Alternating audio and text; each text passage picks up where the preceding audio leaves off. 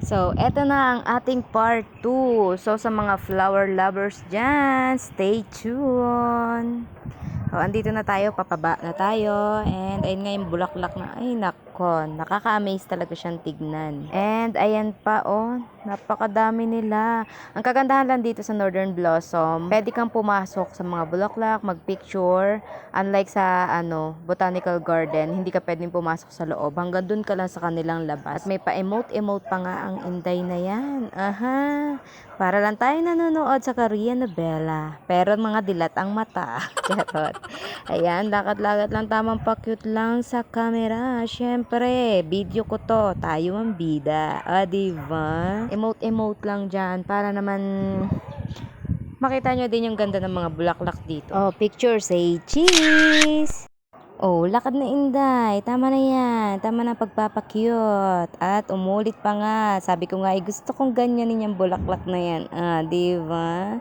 At paglingon nga namin ay naku, sobrang kapal na talaga ng fog. Kanina may makikita ka pa, ngayon wala na talaga. At dito nga pala, kahit wala kang kasama at solo flight ka lang, meron silang mga tao dito na pwede kang magpa-assist, magpa-picture sa kanila. O diba? San ka makakahanap ng ganun para kang merong assistant na taga-picture? Diba? At syempre, papahuli ba tayo dyan? May paganyan-ganyan pa. Salamat kay kuya na nag-video at nag-picture sa amin. Thank you so much po. And kumakapal na talaga yung hamog. So, ito yung mga cabbage roses. Yun nasa baba. Ito naman ang delphinium. Ayan, ang ganda ng bulaklak at naalala ko nga si coach dito dahil paboritong color ng mama niya yan. Ito na yung cabbage roses na sumikat sa Can't Buy Me Love, sina Lingling at Bingo. Dito pumunta sina Donnie Pangilinan at si Belle sa Can't Buy Me Love. So, edible to, pwede siyang makain, sabi ni Koya. Ayan. So, ayan o. Tapos, na siya. Sobrang kapal na ng fog. Halos di mo na makita yung Oh. Tara. Diba? Hi. Hello. Welcome to La Sinfonia. La Sinfonia, and then Northern Blossom. Ayan. Ayan na siya. Ito na yung talagang gusto kong puntahan, yung mga cabbages nila dito. Yung rose cabbages. Diba? Pak. Lindsay. Diba? Pakak. Dahil nasa bulaklakan tayo, nakabulaklakan din ang ating outfit. Diba? Look at this. Diba?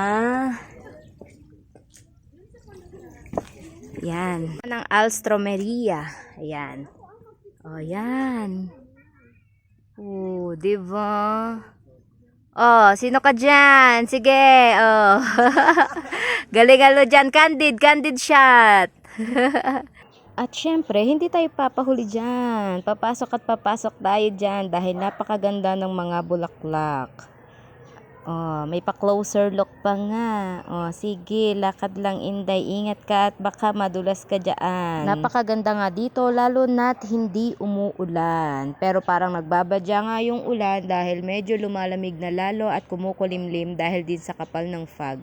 Ayan ang sinasabi ko, kahit mag-isa ka, meron kang taga-picture dyan. Syempre, tinry din natin yan. Diba? May paano-ano pa dyan si Koya. Kung ano-ano instruction tinuturo sa akin, hindi kasi tayo marunong umaura.